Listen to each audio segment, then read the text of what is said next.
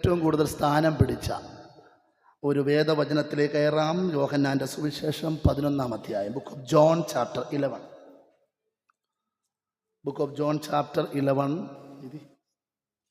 അതിൻ്റെ 28 and 29, 28, 29 വചനം ഒന്ന് വായിച്ച് വളരെ പ്രാർത്ഥനയോടെ 1-2 ദൈവിക ആലോചന ചിന്തിച്ചതിന് ശേഷം ദൈവസന്നിധിയിലിരിക്കാം. 11, 28 and 29.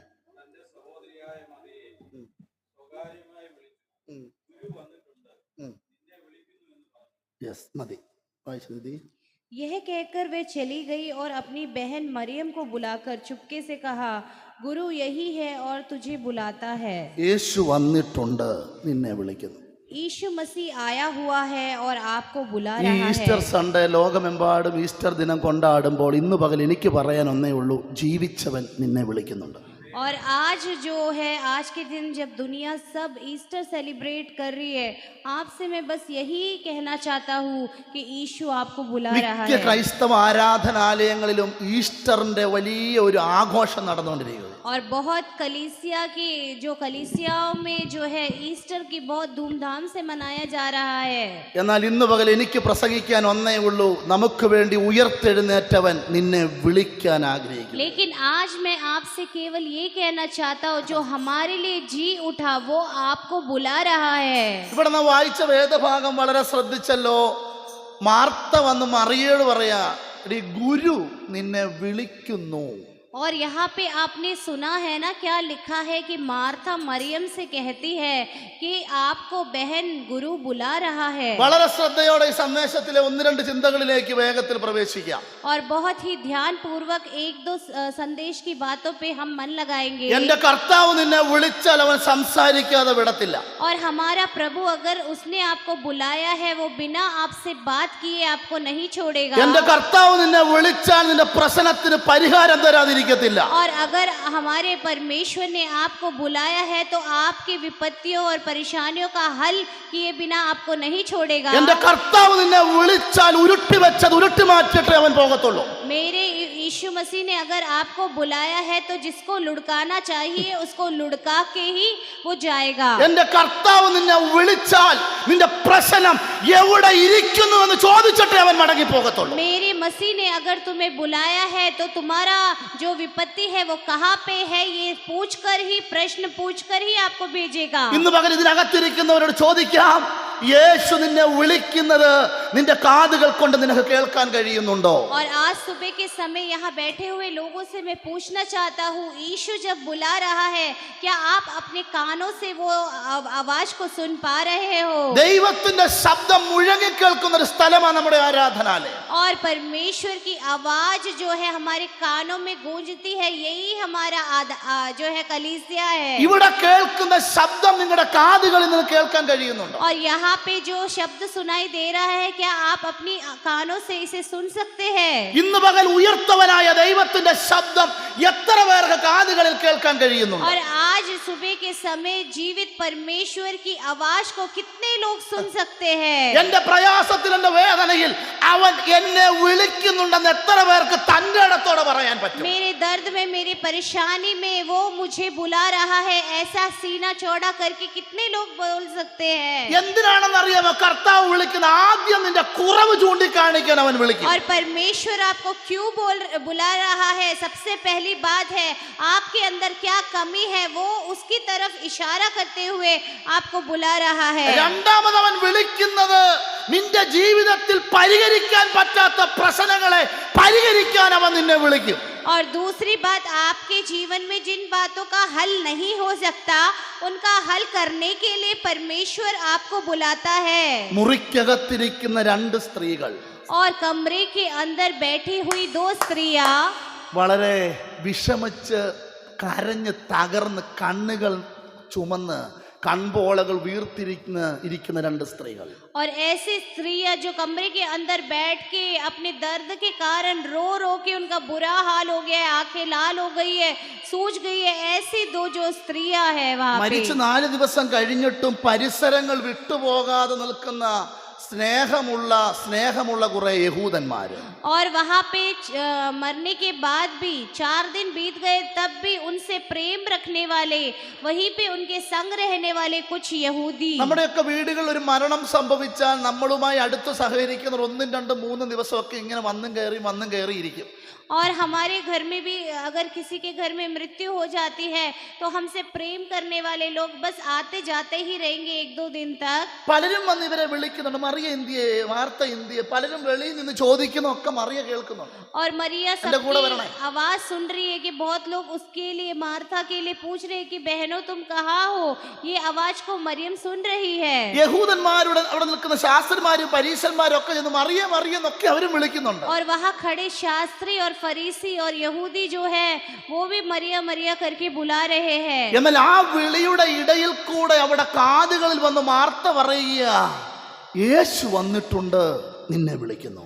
और लेकिन इन आवाजों के मध्य में मार्था वहां पे बोलती है आकर कि यीशु मसीह आया हुआ है, वह तुझे बुला रहा है. ഉടനെ അവളോട് പറയുക, ഇവിടെ ഒരുപാട് യഹൂദന്മാർ എന്നെ വിളിക്കുന്നുണ്ടല്ലോ, ആ വിളിയുടെ ഇടയിൽ എന്തിനാ യേശു എന്നെ വിളിക്കുന്നത്? और मरियम वो कह रही है कि बहुत सारे यहूदी हमें बुला रहे हैं, तो उनके बीच में यीशु मसीह हमें क्यों बुला रहा है? ഇതിനകത്തിരിക്കുന്നവരോട് പറയാം, മറ്റുള്ളവർ നിന്നെ വിളിക്കുന്നത് പോലെയല്ല എന്റെ യേശു നിന്നെ വിളിക്കുന്നത്. और यहाँ बैठे हुए लोगों से मैं ये कहना चाहता हूँ, जिस तरह दुनिया तुम्हें बुलाती है वैसे नहीं यीशु तुम्हें बुलाता. സഹോദരി, യേശു നിന്നെ വിളിക്കുന്ന നിന്റെ ജീവിതത്തിൽ ഒരു പുതിയ തുടക്കത്തിന് വേണ്ടി അവൻ നിന്നെ വിളിക്കുന്നത്. और बहन, यीशु मसीह तुझे क्यों बुला रहा है? ताकि तेरे जीवन में नई शुरुआत हो सके. നമുക്ക് വേഗത്തിൽ 1-2 ചിന്തകളിലേക്ക് കയറാം. എന്തിനാണ് യേശു വിളിക്കുന്നത്? और जल्दी है हम कुछ बातों അതിന്റെ पे ध्यान 33-ാമത്തെ करेंगे. വേഴ്സ് 33 വായിച്ചേ. 33-ാമത്തെ വാക്യം.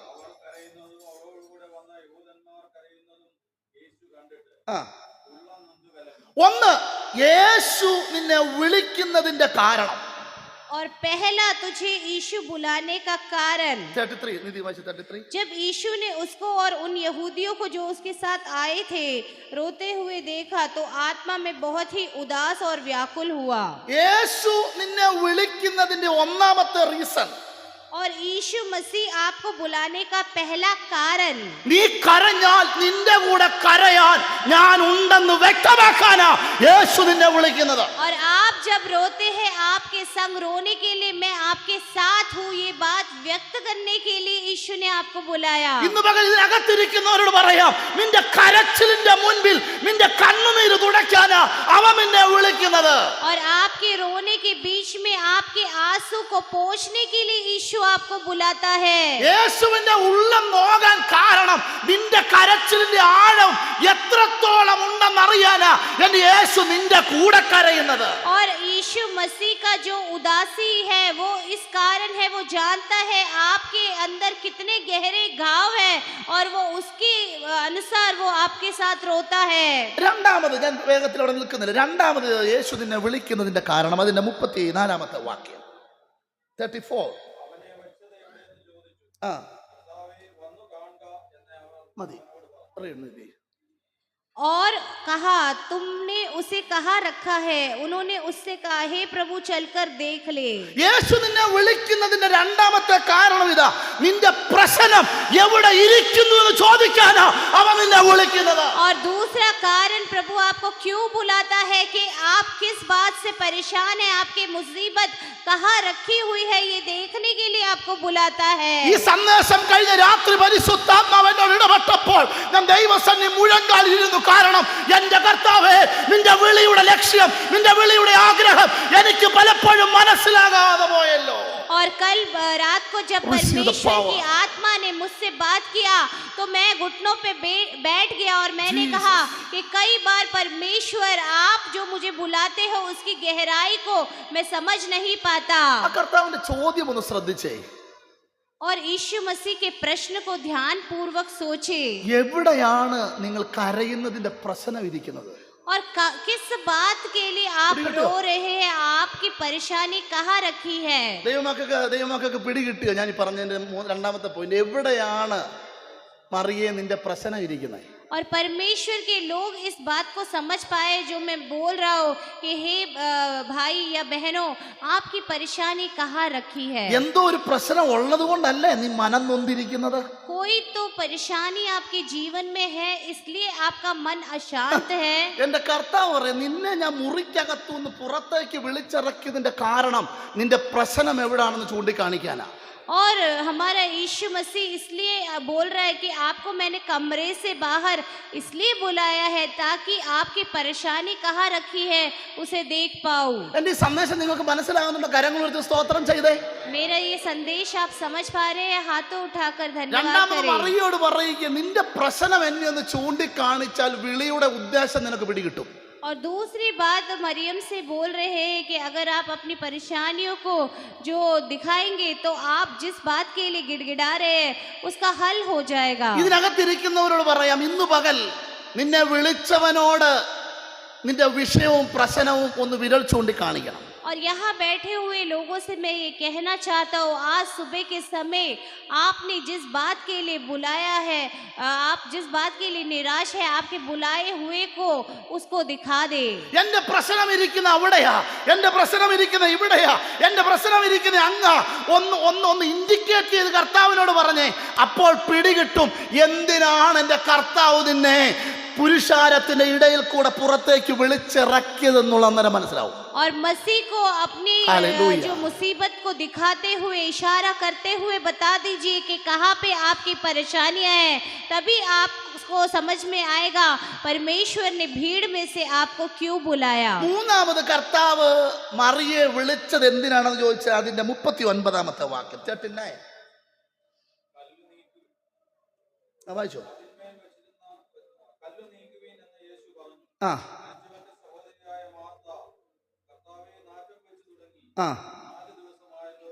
3 മറിയെ പേർ ചൊല്ലി പുരുഷാരത്തിനിടയിൽ കൂടെ മുറ്റത്തേക്ക് വിളിച്ചിറക്കിയതിന്റെ ഉദ്ദേശം. और तीसरा जहाँ यहाँ लिखा हुआ है, यीशु ने कहा पत्थर हटाओ। उस मरे हुए की बहन मार्था उससे कहने लगी, हे प्रभु, उसमें से अब तो दुर्गंध आती है क्योंकि उसे मरे 4 दिन हो चुके हैं। ലോകം മണ്ണിട്ട് മൂടി കല്ല് വെച്ച് ഒതുക്കിയിടത്തു നിന്നും നിനക്ക് ഞാനൊരു പുതിയ തുടക്കം തരാനാ ഞാൻ നിന്നെ വിളിച്ചത്. और जो संसार ने मिट्टी डालकर पत्थर हालेलुया। कर जो जिस चीज को खत्म कर दिया, वहां से नई शुरुआत देने वाला परमेश्वर प्रभु यीशु मसीह है। ലോകക്കാരും കുടുംബക്കാരും ബന്ധുമിത്രാദികളൊക്കെ 4 ദിവസം മുന്നമേ ചിലത് മണ്ണിട്ട് മൂടി കല്ലിട്ട് മൂടി, എന്നാൽ നീ അറിയാത്തൊരു നിലയിൽ അവിടെ നിന്നൊരു പുതിയ തുടക്കം തരാനാ ഞാൻ മാർത്തയെ വിട്ട് നിന്നെ വിളിപ്പിച്ചത്. और दुनिया के लोगों ने, संसार के लोगों ने जो है मिट्टी डालकर पत्थर डाल दिया है, जो 4 दिन पहले वहां से नई शुरुआत देने वाला परमेश्वर मैं हूँ, इसलिए मैंने मार्था के द्वारा तुझे बुलाया है। നീ ദിവസം തോറും അവിടെ കൊണ്ട് പൂ വെക്കാനോ, ദിവസം തോറും അവിടെ പോയി കുരിശ് വരയ്ക്കാനോ, ദിവസം തോറും അവിടെ പോയി മെഴുകുതിരി കത്തിച്ചു വെക്കാനല്ല, ആ കല്ലിട്ട് മൂടിയടത്തു നിന്നും ചില പുതിയ യാത്രയ്ക്ക് വേണ്ടി ഞാൻ നിന്നെ വിളിച്ചതെന്ന് മറിയോട് പറയുക. ഹല്ലേലൂയ. पत्थर रखने के लिए या ശരമനഹദുരബസ്യ. क्रूश बनाने के लिए, मोमबत्तियां जलाने के लिए नहीं, बल्कि वहां से एक नई शुरुआत के लिए मैंने तुझे बुलाया है। ലോകം അവസാനിപ്പിച്ചിടത്തു നിന്നും ഒരു പുതിയ തുടക്കത്തിനായിട്ടാ 4ാമതായി മറിയെ ദൈവം വിളിച്ചത്.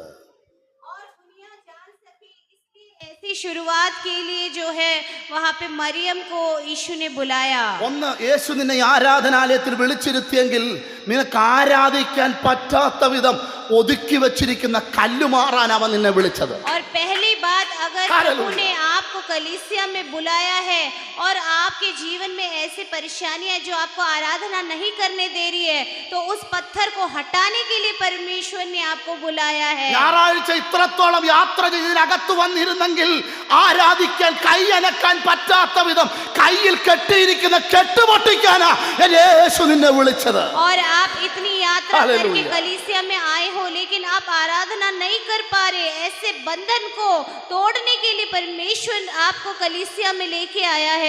നിന്നെ ഞാൻ വെറുതെ മുൻപോട്ട് വിടത്തില്ല, ഇനി നിനക്കൊരു യാത്ര ഇല്ലെന്ന് പറഞ്ഞ് ലോകം നിന്റെ കാലുകൾ കൂട്ടിക്കെട്ടിയില്ലേ, ആ കെട്ട് പൊട്ടിക്കാനാ എന്നെ യേശു നിന്നെ വിളിച്ചത്. और आपको दुनिया ने जो है बंधन में बांध दिया, आपके दोनों पैरों को बांधते हुए दुनिया वाले जब कह रहे हैं आपको आगे याद नहीं है, बंधन को तोड़ने के लिए परमेश्वर ने आपको बुलाया है। आज सुबह के समय परमेश्वर आपके पैरों के बंधन को तोड़ दे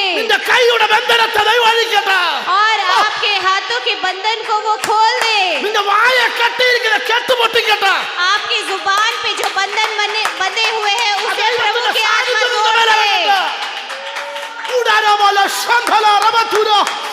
ഇന്ന് പകൽ ഏത് മേഖലയിലാണ് നീ ഫ്രീഡം ഇല്ലാതിരിക്കുന്നത്?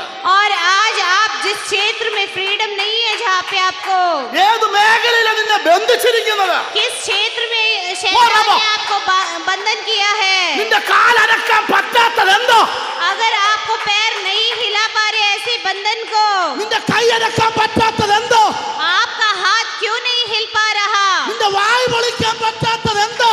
आपकी जुबान क्यों नहीं खुल पा रही? ഇന്ന് പകൽ യേശു നിന്നെ വിളിച്ചത് ഇതെല്ലാം അഴിച്ചു കളയാനാ. और आज सुबह यीशु ने आपको इसलिए बुलाया ये सारे बंधन को खोलने के लिए। കരങ്ങൾ ഉയർത്തി സ്തോത്രം ചെയ്തു. എന്റെ കർത്താവേ, ഇന്ന് പകൽ കൺഫേം ചെയ്ത് പൊക്കോണം, എന്റെ ദൈവം എന്നെ വിളിച്ചിട്ടുണ്ട്. और आज सुबह इस बात को कंफर्म कर ले कि मेरे परमेश्वर ने मुझे बुलाया है। എന്റെ ദൈവം എന്നെ വിളിച്ചിട്ടുണ്ട്. और मेरे परमेश्वर ने मुझे बुलाया है। എന്റെ കുടുംബത്തെ അവൻ വിളിച്ചിട്ടുണ്ട്. मेरे परिवार को उसने बुलाया है। എന്റെ തലമുറയെ അവൻ വിളിച്ചിട്ടുണ്ട്. मेरी पीढ़ी को उसने बुलाया है। എന്റെ തലമുറയെ കാലുകെട്ടാൻ ലോകത്തിന് അവസരം കൊടുക്കരുത്.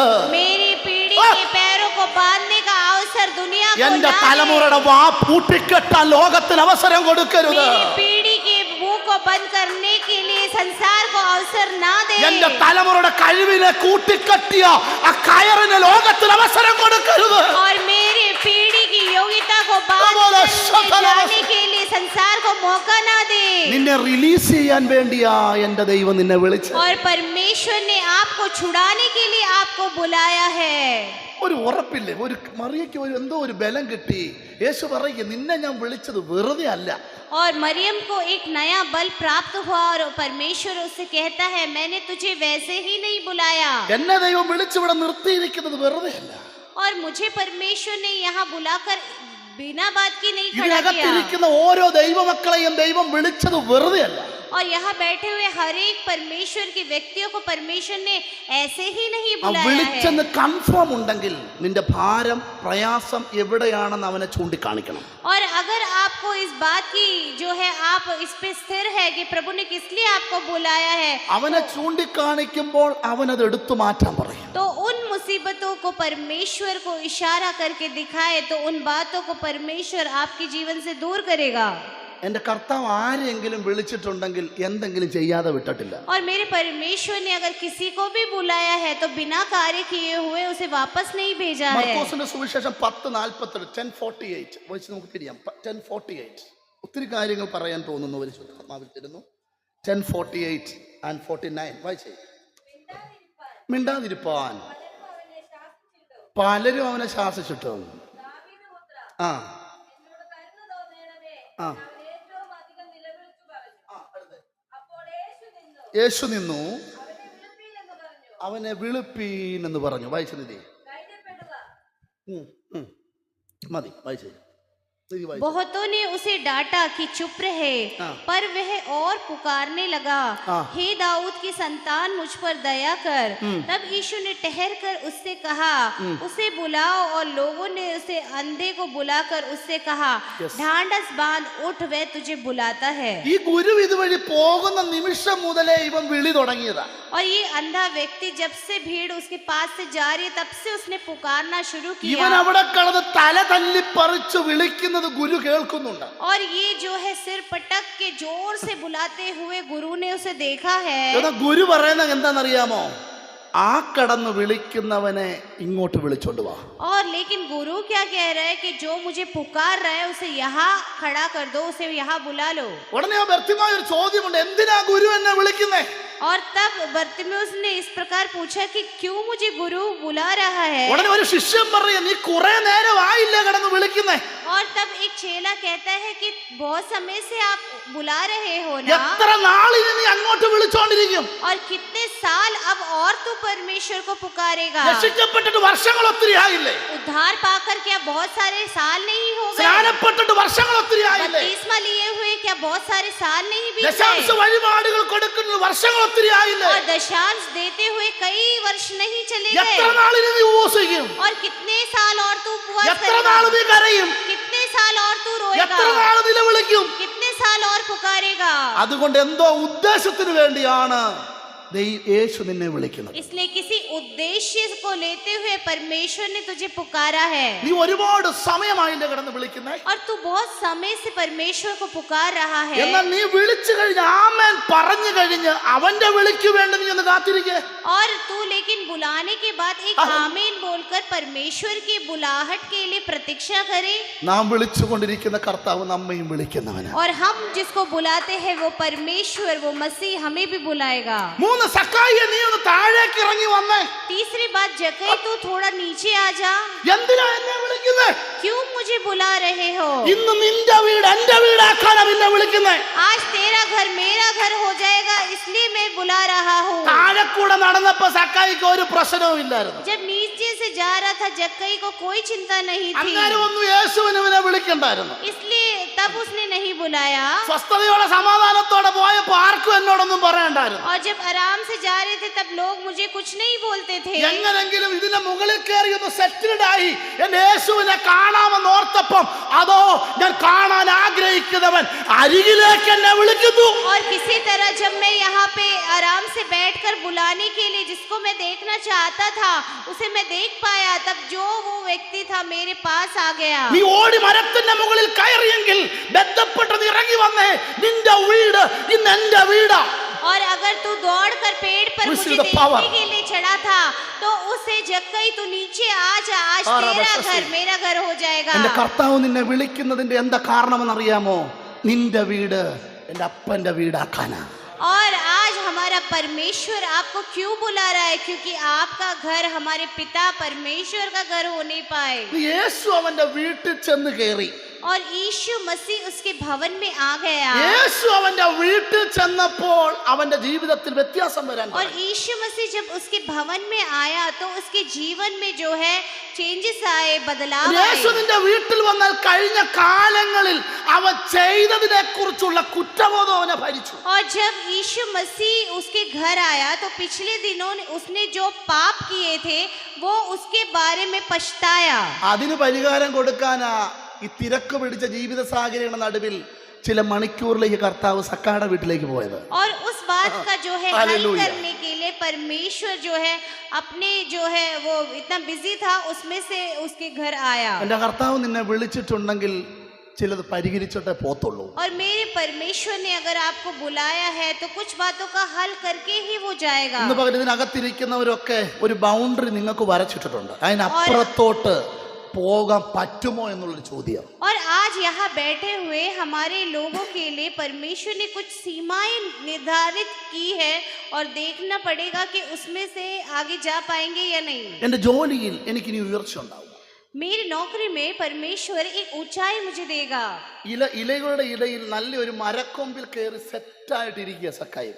और जो है एक ऐसा पेड़ जिसमें पत्ते हैं उसकी ऊंचाई पर बैठकर वो सेटअप होके वहाँ बैठा हुआ है। ചുറ്റും ഒരുപാട് ഇലകളൊക്കെ ഉണ്ട്. और उसके चारों ओर पत्ते ही पत्ते हैं। കുടുംബമുണ്ട്, സ്വത്തുണ്ട്, നന്മകളുണ്ട്, ജോലിയുണ്ട്, കരം പിരിക്കുന്നവൻ, ചുങ്കക്കാരൻ, സെറ്റിങ് വളരെ സെറ്റപ്പായിട്ട് ഒരു മരംകൊമ്പിൽ അങ്ങോട്ടും ഇങ്ങോട്ടും കാല് നിവർത്തിയിട്ട് സ്വസ്ഥമായി അവനെ ഒന്ന് കാണാമെന്ന് വിചാരിച്ചപ്പോൾ കർത്താവ് പറയുക, നിനക്ക് സ്വസ്ഥതയുണ്ടെങ്കിലും നിന്റെ വീട്ടിൽ സ്വസ്ഥതയില്ല. और जो है वो जो Jesus. पत्ते हैं इस बात का प्रतीक है कि जो है उसके जीवन में धन है, संपत्ति है, बच्चे हैं, पीढ़ियां है, परिवार है। वो आराम से वहाँ यीशु को बैठने के लिए वहाँ पे बैठा हुआ था, लेकिन परमेश्वर उससे कहता है तेरे मन में अगर शांति है तो भी तेरे भवन में शांति नहीं है। നമുക്ക് തിരിഞ്ഞ് യോഹന്നാന്റെ സുവിശേഷത്തിൽ മറിയയുടെ ഭവനത്തിൽ യേശുവുണ്ട്. और हम യോഹന്നാन के सुसमाचार में हमने देखा कि मरिया के भवन में നിങ്ങൾ यीशु गया। നോക്കണം, ഒരു വീട്ടിൽ സ്വന്തം സഹോദരൻ മരിച്ചു, വീടിനോട് വിരൽ ചൂണ്ടി കാണിക്കാൻ പറ്റിയ ദൂരത്തിലാണ് ബറിയർ ചെയ്തിരിക്കുന്നത്. രാവിലെയും വൈകിട്ടും സമയം കിട്ടുമ്പോഴൊക്കെ ആരൊക്കെ പോകും അവിടെ? പറഞ്ഞേ, ആരൊക്കെ പോകും? മറിയയും മാർത്തയും എപ്പോഴും അവിടെ ആയിരിക്കും അല്ലേ? और आप सोच के देखिए कि एक भवन में जिनका भाई मरा है और उसके भवन के पास में ही उसके भाई को गाड़ा गया है, तो आप सोच के देखिए उसकी बहनें उसके कब्र के पास जाती രാവിലെ होंगी। മറിയ പോയി ഒരുപാട് കരഞ്ഞ് വിലപിച്ചിട്ട് തിരിച്ചു വീട്ടിൽ വരും.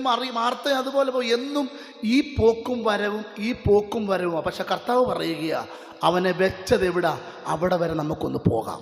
और आप सोच के देखिए कि मरियम सुबह जाती है, वह आमीन। बहुत रोती है, उसी प्रकार मार्था भी जाकर रोती है, लेकिन परमेश्वर जब उनके भवन में आया, मसीहा जब उनके घर में आया, उसने कहा उसे गाड़ा गया है, उस स्थान पर मुझे ले जाए। മാർത്ത പറഞ്ഞു, കർത്താവേ, ഞാൻ ചില മിനിറ്റുകൾക്ക് മുന്നമേ ഞാൻ മണിക്കൂറുകൾ അവിടെ പോയിരുന്നിട്ട് വന്നതാ, ഇനിയും പോണോ?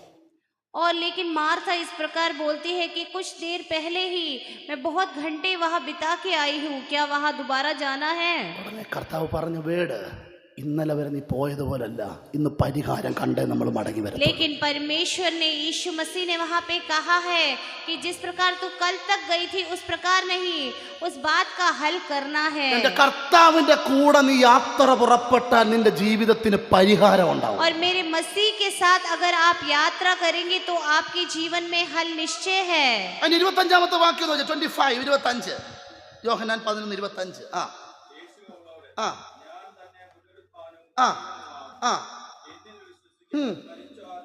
ഉടനെ മറിയ പറയുക, മാർത്തേ, എന്റെ കർത്താവ് വീട്ടിൽ വന്നപ്പോ ഒരു വാക്ക് പറഞ്ഞ് നീ ശ്രദ്ധിച്ചായിരുന്നോ? और यहाँ पे एकदम से जो है मरियम मार्था से कह रही है कि यीशु मसीह जब हमारे भवन में आए, उन्होंने एक जो बात बोली थी, क्या उस पर आपने ध्यान लगाया? ഉടനെ മറിയ എന്താ, ഞാൻ തന്നെ പുനരുത്ഥാനവും ജീവനുമാകുന്നു എന്ന് പറഞ്ഞവന്റെ കൂടെയല്ലേ ഞാനും നീയും നിൽക്കുന്നത്? और तूने ये इस बात का ध्यान नहीं दिया कि यीशु मसीह ने कहा था कि मैं ही पुनरुत्थान और जीवन हूँ, उस बात पे तूने क्या ध्यान नहीं നമ്മളൊരു दिया? യഹൂദന്റെ കൂടെയല്ല പോകാൻ ആഗ്രഹിക്കുന്നത്. हम लोग यहूदियों के साथ हमें नहीं जाना है, പുനരുത്ഥാനവും ജീവനുമാണെന്ന് പറഞ്ഞ നസ്രയനായ യേശുവിന്റെ കൂടെ പോകാൻ और जो ആഗ്രഹിക്കുന്നു. मसीह कहता है कि पुनरुत्थान और जीवन मैं हूँ, उसके साथ हमें जाना है। ഈ ദൈവ ശബ്ദത്തിന്റെ കൂടെ നീ നടന്നാൽ, और इस परमेश्वर की वाणी के साथ, धुनी ഈ के ദൈവ साथ കൃപയുടെ കൂടെ നീ നടന്നാൽ, और जब परमेश्वर की कृपा में आप चलेंगे, ഇന്ന് പകൽക്കാലം വെള്ളത്തെ പാറയാക്കി പത്രോസിനെ നടത്താൻ കഴിവുള്ള ദൈവം നമ്മുടെ ദൈവസഭയ്ക്കകത്ത് നിറയുന്നു. और जो है हमारा परमेश्वर पतरस को पानी में चलाने वाला परमेश्वर कलीसिया को भी चलाएगा। പത്രോസ് വെള്ളത്തിൽ കാഴ്ച വിട്ടപ്പോഴേ വെള്ളം പാറയായി മാറി. और जब उसने वो जो है पानी पे पतरस चला तो वो चट्टान बन गया। ഇന്ന് പകൽ വിശ്വാസിയെ, ഏത് കല്ലാ നിനക്ക് വഴിമാറാത്ത?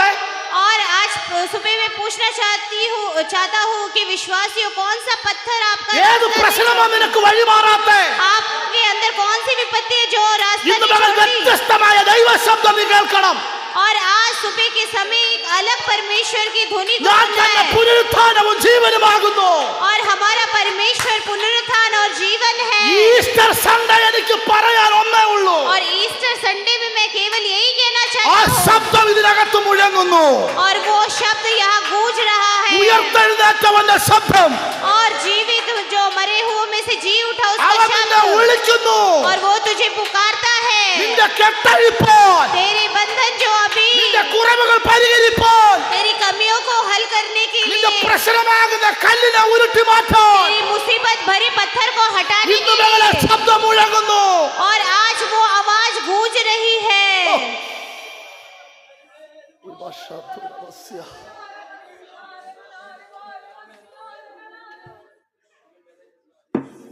നമ്മൾ ആരെയാ പിൻഗമിക്കുന്നേ? और हम किसका जो है किसके पीछे चल रहे हैं? ഗുരു വന്നിട്ടുണ്ട്, നിന്നെ വിളിക്കുന്നു. गुरु आया हुआ है और तुझे बुला रहा है। നമ്മുടെ കണ്ണുകൾ ദൈവത്തിൽ അടയ്ക്കാം. और हमारी आंखों को परमेश्वर की संगति में बंद करे। ആ ഗുരു നിന്നെ നിന്റെ കുടുംബത്തെ വിളിക്കുന്നു. वो गुरु आपको और आपके परिवार को बुला रहा है। ആ ഗുരു നിന്റെ സ്നേഹത്തിന്റെ മുൻപിൽ നിന്നെ വിളിക്കുന്നു. और वो गुरु आपके प्रेम के लिए आपको बुला रहा है, നിന്റെ പ്രയാസം മാറ്റാൻ, तेरी परेशानियों को दूर करने के